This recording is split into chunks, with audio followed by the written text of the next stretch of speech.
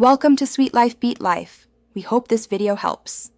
You start by plugging the keyboard into USB or into your Midi interface and powering it on. FL Studio needs to see it.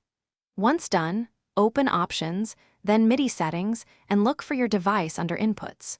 You must enable the input and assign an unused port number so FL Studio receives data.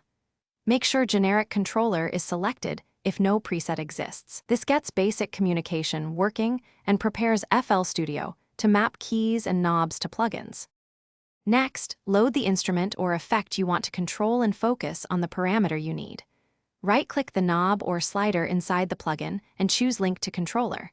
FL Studio opens the mapping dialog.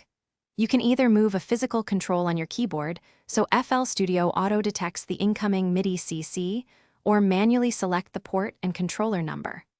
Once linked, test the control with live input. This creates a persistent mapping, so the plugin responds to your keyboard. To finish, save your project and export or store mapping presets so you don't repeat setup. FL Studio keeps linked data inside the project.